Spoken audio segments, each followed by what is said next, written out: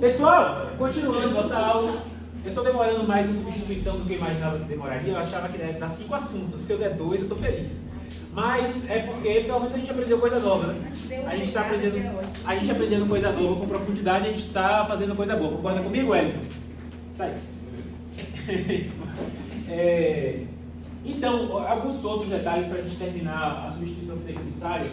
Antigamente não era assim. A partir do Código de 2002 passou a ser. Inclusive, nos debates do Código de 2002 se discutiu acabar com o fideicomisso. Foi mantido, mas com uma ressalva. Que ressalva é essa? Hoje só pode ser designado como fideicomissário. Quem é fideicomissário? Fideicomissário é quem recebe primeiro ou quem recebe depois? Quem recebe por último. Só pode ser designado como fideicomissário. Isso é uma regra nova do Código de 2002 que não tinha antes.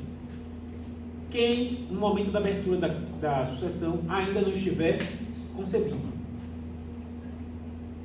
Ou seja, é por isso que eu coloquei o que aqui? Para o futuro filho de Fogaça, para o futuro filho de Helena, e que já morreu sem deixar netos. Ou seja, o fideicomisso ele é estabelecido em favor de pessoas futuras, que ainda no momento da abertura da sucessão não existem. Aí a pergunta é, mas quando Jacã morreu, Fogaça já tinha um filho. Ou então quando Jacã morreu, Helena já tinha um filho. E aí? É que pelo exemplo dá para entender que esse Fogaça era vivo, né? Jacã morreu sem deixar netos, ainda sem netos. Ah, tá. Interessante esse ponto. Pode ser que tenha sempre não. E aí, como é que não nasceu? Nem uma coisa nem outra. Aí você conseguiu? A propriedade vai direto para quem foi indicado como fideicomissário. Essa pessoa se torna desde logo fideicomissário. Então, se Fogaça já tinha um filho, esse filho de Fogaça já vai ser proprietário, só que vai ser uma nua propriedade. O que é nua propriedade? Direitos reais! Você não pode usar. Você está entregando a idade, Renata. Que é nula, que não tem os direitos das coisas, né? Ó. Não pode fluir. Não é que não pode, vai lá. É uma nua propriedade, porque o filho de Fogaça, se já tiver nascido, vai ser proprietário, mas vai estar despido dos poderes de usar e de fruir. Por quê? Porque a pessoa que foi indicada como fiduciária, ou seja, o primeiro sucessor, não vai ser proprietário, mas vai ser usufrutuário. Se essa pessoa já está concebida ou viva no momento da abertura da sucessão, a pessoa que foi indicada para ser fideicomissário, a propriedade se transmite direto para ela. A propriedade, direito de propriedade, passa pelo fiduciário, ultrapassa o fiduciário, pula o fiduciário, vai direto para o fideicomissário, mas o fiduciário se torna usufrutuário.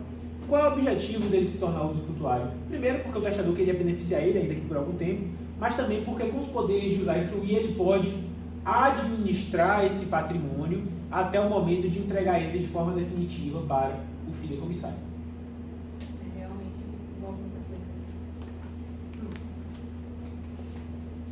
Hoje vocês aprenderam coisa nova, estou feliz. Bastante. Coisas boas, coisas novas. Coisas estranhas. Mas é por isso que eu falei. Infelizmente, o conhecimento técnico dos profissionais, ainda os que atuam na área,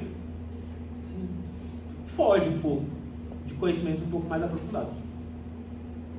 E está na lei. Está na lei. Porque tem desconhecimento. Na verdade, a própria ordem de vocação hereditária legítima, o pessoal já bate cabeça para saber se é ou se não é, do que é, do que não é. Então, e eu falei para vocês, quem é o fiduciário? Quem é o fiduciário? Quem recebe em primeiro lugar. O fiduciário recebe a propriedade, sim ou não? Sim. exceto nos casos em que o fideicomissário já está vivo no momento da abertura da sucessão, o fiduciário recebe a propriedade, ele se torna proprietário.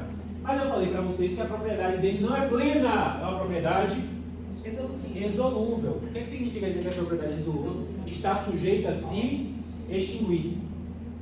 Quando que essa propriedade se extingue? Depende. Depende de quê? Do que o testador estabeleceu. Porque o testador pode estabelecer uma condição, pode estabelecer um termo, ou pode dizer que o fiduciário vai ser proprietário enquanto estiver vivo. Então, notem que no nosso exemplo aqui, a gente tem dois fideicomissos diferentes, né? A gente tem um fideicomisso que o fiduciário é o filho do Fogaça, a gente tem um fiduciário que o filho é da Helena. Concorda comigo? Aí foi o que o Laís perguntou, pode ter mais de um fiduciário, mais de um fideicomissário? A gente tem aqui. Dois fideicomissos distintos no mesmo testamento. Mas não pode passar daí. Eu não posso dizer que quando o filho de Helena morrer, que a propriedade vai para o neto dela. Não, isso eu não posso. Não posso controlar a propriedade para si. Mas quando Jacã morreu, Paola se torna proprietária? Sim ou não? Sim. Se torna proprietária dos bens que estão previstos no conteúdo do testamento. Mas a propriedade dela é resolvida. Vai se resolver quando essa propriedade? Em cada um dos fideicomissos eu tenho uma situação distinta. Porque no em favor do filho de Fogaça, ele colocou o quê? Quando ele alcançar a maioridade. Então não importa se Paola já tiver morrido, não importa se Paola ainda estiver viva. O que vai acontecer? Quando o filho de Fogaça alcançar a maioridade, o patrimônio que estava com Paola, que era de propriedade de Paola, vai passar para ele.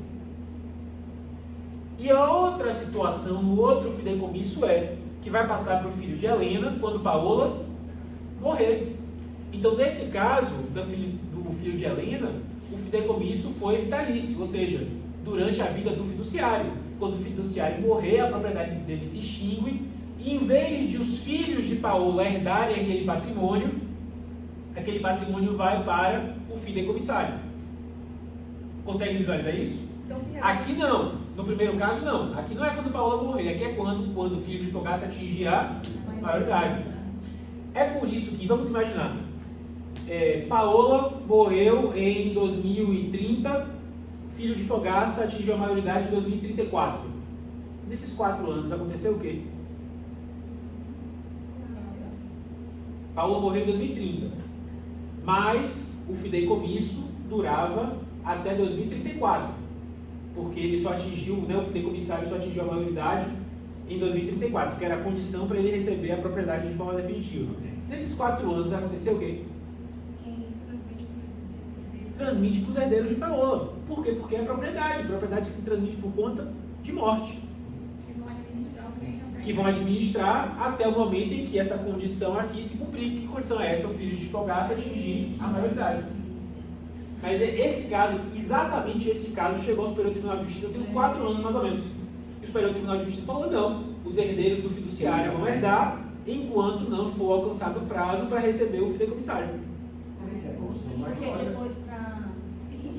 Só que quando a STJ decidiu isso, eu acho que o prazo já tinha sido alcançado. Eu acho, não tenho certeza, mas acho. Mas olha só, talvez você vai chegar lá ainda, talvez eu não antecipando, mas olha só, são 2 pessoas que ainda estão por vir, né? E se elas não vierem? A gente vai conversar sobre isso. E professor, no caso de ação criminal? Mas por isso, Como assim? por exemplo, matar a pessoa para ficar com ela. Vai ser excluído por indignidade. Ou então matar a Paola para ficar com a herança, vai ser excluído por indignidade. Mas também é possível que se aplique uma regra lá da parte geral do Código Civil que fala de condição, que é uma ficção jurídica que fala assim. Não, tem uma regra da parte geral que fala assim: ainda que o evento se verifique, o evento previsto como condição se verifique, se ele foi maliciosamente provocado pela pessoa a quem ele beneficia, a lei, por ficção jurídica, finge que ele não aconteceu. Compreendeu? Mesmo sem sentença. Hã? Código Civil, é que eu não me lembro mais qual o... Só com a suposição? Não, isso tem que ser demonstrado. Então, até a sentença acontece o quê? Ele herda? Sim, porque segue a lógica. É lógico. A mesma coisa com exclusão por indignidade. Até a sentença que exclui o indigno parece que é herdeiro. Para todos os efeitos é herdeiro. Com a sentença de exclusão, a gente verifica que ele é herdeiro aparente. Que ele tinha aparência de herdeiro, mas para todos os efeitos, enquanto não for excluído por sentença, é herdeiro. Mas só disse na aula que eu lembro da aula sobre esse assunto, que ela poderia se recolocar de novo em algum, se houvesse. Se houver perdão. Se houver perdão. Mas ele tem que ser de forma expressa. Mas também só vai ser excluído se não houver perdão. O perdão é uma causa impeditiva. Lembram disso de processo civil? Que compete ao réu alegar e provar os fatos instintivos, modificativos e impeditivos do direito do autor. O perdão é um fato impeditivo do pedido do autor na ação de exclusão por indignidade. Olha como o processo e direito material se dialogam. Você ia perguntar alguma coisa? Ele escolheu o Paulo porque tinha uma relação de confiança com ela. Ele não poderia colocar um substituto porque vai que os filhos dela são pessoas também que nem... Mas nada impede, e exatamente isso é substituição compendiosa. Essa é a substituição compendiosa. Ela perguntou assim, ele poderia colocar um substituto caso Paola, enfim, não pudesse receber? Claro. Ou tivesse morrido? Claro. Ele colocou para Paola, a parte disponível, né? Mas ele podia colocar assim, em caso de morte dela, em vez desse patrimônio seguir a sucessão legítima, que vá para a Ana Paula. A Ana Paula vai assumir essa função de fiduciário. Essa é a substituição compendiosa. Por quê? Porque eu misturo elementos de substituição vulgar com substituição fideicomissária. É como você deu uma grande imagem aí, né? Realmente. É amplíssimo o poder de liberdade. Amplíssimo o poder de liberdade. Tudo bem? Quando falasse mesmo do marido, inclusive, de Paulo, podia conhecer. Exatamente, também. Perfeito. Tudo bem? Então, o fiduciário, Paola, digamos, ela é proprietária. É proprietária resolúvel. Essa propriedade que o fiduciário tem, que é o fiduciário que recebe em primeiro lugar. Tudo bem? Essa propriedade que o fiduciário recebe, é uma propriedade, tem os poderes inerentes ao domínio, quais são os poderes inerentes ao domínio? Usar, fruir, reivindicar e dispor. Mas é uma propriedade resolúvel. O que significa dizer que é resolúvel? Que uma hora ela vai se extinguir. Talvez não se extingua, a gente vai conversar sobre isso em instantes. Mas, a priori, uma hora ela vai se extinguir. Tudo bem até aí? Aí digamos que Paola, esses 6 milhões não foi 6 milhões de dinheiro, foi uma fazenda avaliada em 6 milhões. Ela pode vender essa fazenda? Não. Ela pode, porque ela é proprietária. Proprietário tem poder de dispor? Tem. A menos que haja uma cláusula de inalienabilidade, que a gente conversou na última aula. Proprietário tem poder de dispor. Só que regra básica de direito das coisas: ninguém pode dispor de mais do que tem. Eu, enquanto proprietário, posso dispor de tudo que eu tenho, mas eu não posso dispor... deixar o preço lá, a parte... Não é isso não. Eu não posso dispor de mais do que eu tenho, concorda comigo? Eu só posso dispor dos limites do que eu tenho. Enquanto proprietário, eu só posso vender, digamos assim, uma modalidade de alienação, eu só posso vender o que é meu. Concorda comigo? Concorda comigo? Sim. Se eu vendo algo que não é meu, qual é o nome disso daí? Como é o nome de eu vender algo que não é meu? Por exemplo, eu e o Wellington somos coproprietários de uma casa. Eu sozinho vendo a casa. Eu sou proprietário da casa inteira? Não. Eu sou proprietário de quê? Uma fração ideal de 50% da casa. Concorda comigo? Mas se eu vendo a casa inteira, eu estou vendendo o que é meu? Sim. Estou vendendo apenas o que é meu? Não. Estou vendendo também o que não é meu. Qual é o nome que se dá isso, de vender o que não é seu? Sem pensar em tipo penal.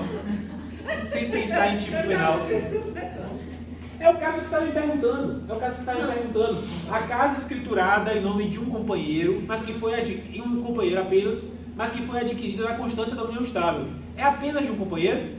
Não. Porque, ainda que no nome de apenas um, se é adquirido na constância da união estável, comunicando a dos dois. Se uma pessoa vende sozinha, está vendendo mais do que tem, concorda comigo? Qual é o que precisa isso? Alienação a non domino. O que é alienação a non domino? Aí você apertou, hein? Poxa, parabéns, cara. Você não é que eu. É que é isso aí. O que é alienação a What is this? Boa, sério, não. Esse Red Bull que eu acho. Pessoal, o que é alienação a non domino? Alienação por quem não é dono, que é ineficaz, não produz. Pessoal, alienação a non domino é alienação por quem não é dono. Alienação por quem não é dono não produz efeitos. Se eu vendo algo que não é meu, essa venda não produz efeitos. Por quê? Porque eu não tinha poder de dispor. Eu só posso dispor do que é meu, do que é meu. Eu não tenho poder de disposição. Concorda comigo? Paola é proprietária? Sim. Proprietário tem poder de disposição? Sim. Ela pode vender a fazenda? Por que pode? Porque tem poder de disposição. A pergunta é, ela pode dispor de mais do que tem? Não. Ela só pode dispor do que ela tem. E aí, E o que é que ela tem? tudo. Uma parte. Ela tem uma propriedade da fazenda? Tem. Mas ela tem uma propriedade resolúvel. O que significa dizer que quem comprar a fazenda sabe que está adquirindo uma propriedade resolúvel. Mas nesse caso aí, perde a lógica da coisa, não é para ela administrar e cuidar do bem, porque ela vende. Perderia, e inclusive o testador pode antecipar isso e colocar uma cláusula de inalienabilidade contra o fiduciário. Mas pode ser que ela tenha que vender porque apareceu uma oportunidade de mercado maravilhosa, que a pessoa está querendo comprar um imóvel que quando foi transmitido valia 2 milhões e a pessoa está querendo 10 para fazer uma incorporação imobiliária. Então depende muito da circunstância. A gente tem que analisar caso a caso.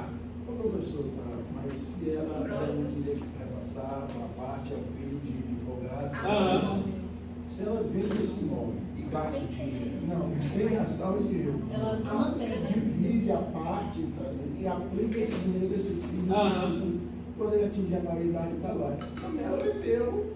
Não, mas a lógica não é essa não. O que eu quero que vocês visualizem é o seguinte. Ela está vendendo um imóvel? Tá.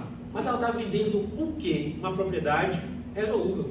Quem compra sabe que está comprando uma propriedade sujeita a se extinguir. Uma propriedade sujeita a se extinguir. Tanto é que, se ocorrer o evento previsto para a propriedade se extinguir, quem comprou vai deixar de ser proprietário e o bem vai voltar para o fideicomissário.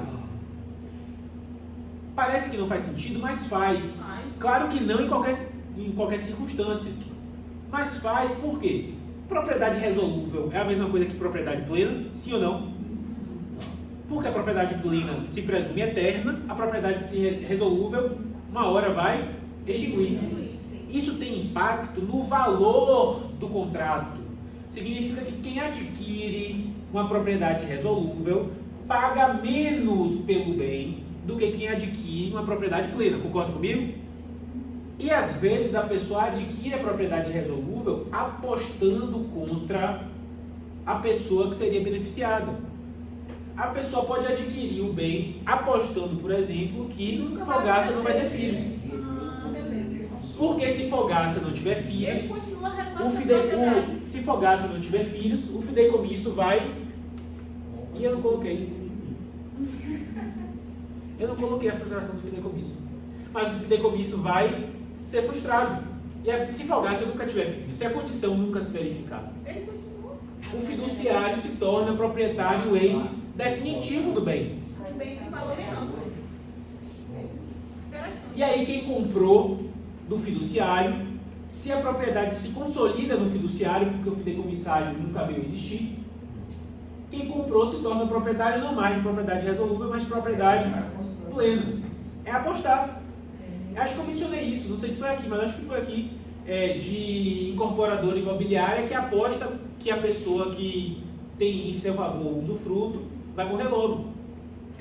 Acho que eu falei isso aqui na última aula. Não, Não foi aqui que eu falei, não? hoje não. Não, acho que não foi. Foi em coisas?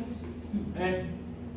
Não, mas acontece isso. Agora, quando se a pessoa Em planejamento sucessório, acontece muitas vezes de fazer usufruto deducto. O que é usufruto deducto? Eu transfiro a propriedade para o meu filho, faço a partilha em vida, mas reservo em meu favor o usufruto do bem.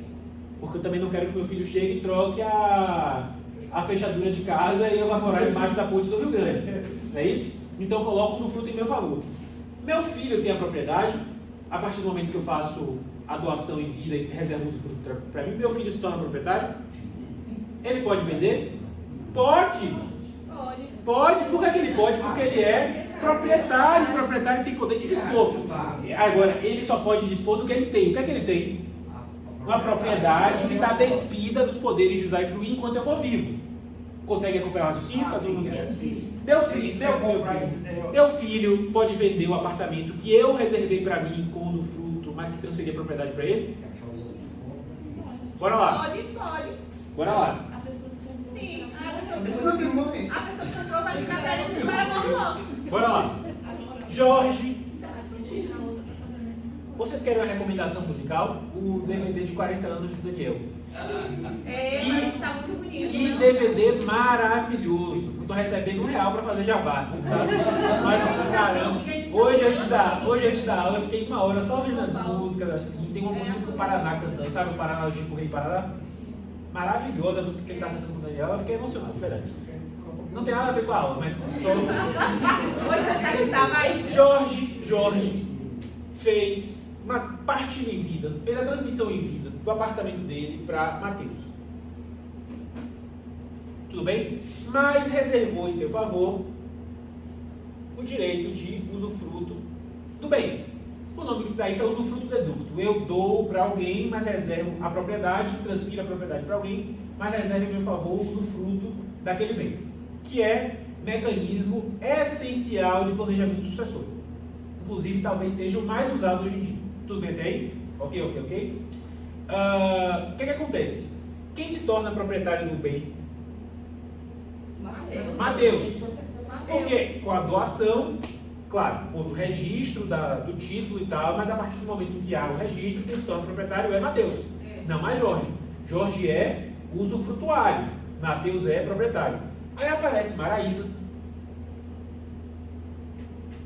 e oferece uma bela de uma grana para Mateus para comprar aquele apartamento. Mateus pode vender? Pode. Por quê? Porque Mateus é proprietário. Ele tem poder de disposição, ele pode vender. Mas ele só vai vender o que é que ele tem. Nesse momento, o que é que ele tem? A propriedade, que é nua propriedade. Por que nua propriedade? Porque ele tem o poder de disposição, tem o poder de reivindicação, mas ele, nesse momento, enquanto Jorge for vivo, não tem os poderes de nem de usar nem de fruir. Ele pode vender a nua propriedade para Maraísa? Pode. E aí Maraísa vai ter que esperar Jorge morrer para ela poder efetivamente assumir para si os poderes de usar e fluir do bem. Tudo bem até aí? Faz algum sentido para Maraísa fazer isso? Faz! Por quê? Porque quando ela está comprando uma nua propriedade, ela não está comprando a propriedade plena. E se ela não está comprando a propriedade plena, ela está pagando a menos do que ela pagaria se fosse comprar a propriedade plena. Ela está trocando, entre aspas, esperar Jorge morrer por pagar a menos no valor daquele imóvel. Estão conseguindo acompanhar? E aí por isso que eu falo em aula, que às vezes esse comprador aposta contra a vida do usufrutuário. Por quê? Porque está apostando, está comprando agora e sabe que vai ter que esperar ele morrer, mas está esperando que ele morra em breve. E eu já falei isso lá em Salvador, teve uma época que as construtoras faziam isso demais. Demais. Pegavam idosos que moravam em regiões com boom de especulação imobiliária e negociavam tudo isso. Compravam os imóveis mais baratos, porque eles estavam gravados de usufruto, esperavam o velho morrer, quando morria, derrubava a casa e construía um prédio de alto luxo. No caso do comprador, não saber que a propriedade é resolúvel, ele pode receber o dinheiro de volta por comprador? Bora lá. O comprador, ele vai saber que a propriedade é resolúvel porque tudo que envolve imóvel tem que estar no registro. Tudo que envolve imóvel tem que estar no registro. Mas se for bem imóvel, ainda assim Hoje, a coisa mais fácil do mundo é você dizer que o sujeito não está de boa fé, porque hoje você pode fazer o quê? Ir lá no registro de títulos e documentos, fazer o registro desse fideicomisso. Que hoje, com a consulta no sistema eletrônico universal, a gente pode, hoje em dia está começando ainda, mas pela lei do ano passado, em breve a gente vai ter um sistema perfeito de saber se você tem um protesto realizado lá no Rio Grande do Sul, ou se você, Renata, tem um título registrado, um título de documento registrado lá no Amapá. O sistema do CNJ está caminhando. Uma hora o sistema registral, de unificação do sistema registral vai ficar show de bola. Tudo bem? Tudo bem, tudo bem, tudo bem? Pode falar. Ah, tá. Mas é isso. No caso da fazenda que Paola queria vender, Paola, tudo isso vai estar registrado na matrícula do imóvel. Então vai estar lá dizendo que Paola é proprietária, sim, mas vai estar lá dizendo que o título dela é de uma propriedade resolúvel. Ah, o comprador não sabia. Se ele não sabe é porque ele não foi atrás da matrícula do imóvel, o que significa dizer que ele foi negligente. Aí ele assume o risco, então. Ele não foi considera como dono. Não, ele foi negligente e, portanto, ele está sujeito a, de fato, ter que entregar o bem na hora que o filho do Fogaça atingir a maioridade. Sem qualquer limitação. É, porque ele foi negligente. Ele deveria saber que estava comprando uma propriedade imobiliária porque isso está público no registro de imóveis. Por exemplo, o caso que ela falou de negócio de boca, então. Não faz nada. Vai nada. Ainda mais sobre imóvel. Não existe negócio de boca sobre imóvel. Negócio de direito real. De boca sobre imóvel. Aqui acontecia muita pessoa vender, tipo, tinha um lote, ela vendia para 5, 6 pessoas. Muito isso. Esse é o caso clássico de estelionato. Aí ela vai, só vale o quê? O esperto. Aí quem chegar primeiro, registrar primeiro, é o proprietário. E todos os outros. Que vai entrar com ação civil. Só É. deu dinheiro. Só para ser indenizado. Direito real não vai ter ninguém. Só quem registrou em primeiro lugar. Pode ter sido o último contrato de todos a ser celebrado. Se for o primeiro a registrar, ele que é proprietário. Já foi. Esse é o caso clássico de estelionato. Clássico. Toda cidade tem pelo menos um estelionatário que faz isso. Não existe uma cidade do Brasil que não tenha alguém que faça isso. Não sei se vai preso, mas sai correndo, né? Sai fugido da cidade depois. Tudo bem? Eu falei para vocês, né, que o fideicomissário ele vai receber em segundo lugar. Ele vai receber depois do fiduciário. Não é isso? A pergunta é, depois quando? Aí eu falei, quando for estabelecido pelo testador. O testador pode estabelecer que é a morte, vamos lembrar, só passa para o filho de Helena quando Paola morrer. Não é isso? Pode ser um termo que é termo prazo. Paola, você vai administrar esse patrimônio por 20 anos. Paola, você vai administrar esse patrimônio por 10 anos. Tudo bem? Ou então, Paola, você vai administrar esse patrimônio até 2040.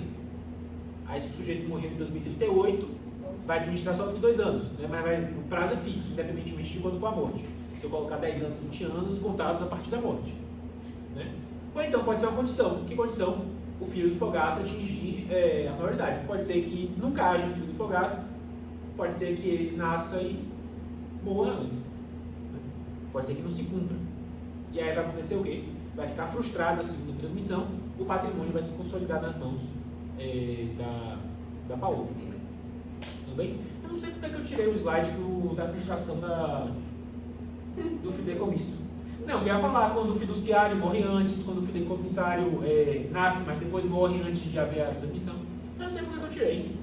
Acho que foi ele. Tudo bem? Aí eu queria fazer uma pergunta. Pode falar. Supondo que Paola venha a falecer, morte de Paola. Aí não tem ainda nascido o filho da irmã. E ela tem herdeiros, ou seja, os herdeiros dela continuam, mas e não aconteça os herdeiros de Paola, então vai ter a plenitude da propriedade. Bora lá. É isso que estava no slide, eu não sei, acho que na hora de eu acrescentar, ou melhor, eu falei no começo da aula que o assunto de hoje seria outro. E que eu inverti os assuntos para ser uma aula mais dinâmica do que a letra de lei. Eu acho que na hora de puxar os slides desse assunto, eu deixei a parte final de fora, uma pena. Mas o que eu ia falar é o seguinte, que existem situações em que há a frustração do fideicomisso. Por que há a frustração do fideicomisso? Ou porque o fiduciário renuncia, então Paola pode dizer, não quero ser fiduciário. Aí vai tentar fazer o quê? Chamar o fideicomissário. Mas qual é o problema? Não tem. Ele não existe ainda. Não existe ainda. Esse é um problema grave, por quê? Porque não houve a atualização necessária entre os códigos.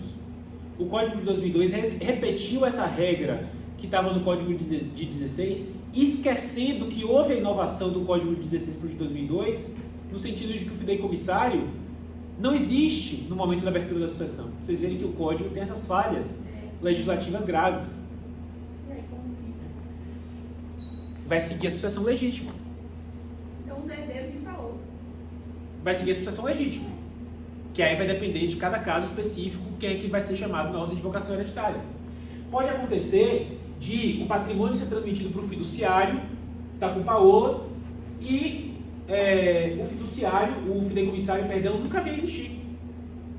Fogaça nunca teve filhos. O que é que vai acontecer com aquele patrimônio que seria, ou então Fogaça morreu sem ter filhos? Vai se consolidar esse patrimônio na mão do fiduciário. Aquela propriedade de Paola que era resolúvel vai se tornar plena. Por isso que o comprador também, o eventual comprador que comprou a fazenda na mão de Paola, está apostando o quê? Que Fogaça vai morrer sem ter filhos. E que aquela propriedade que era resolúvel vai se tornar perpétua. Consegue visualizar? O cenário é criativo, para a gente exercer a criatividade. Tá ótimo. Tudo bem? Tudo bem? Tudo bem? Tudo bem? Beleza? Que horas são? Pausa aí, Hugo. Quer falar um?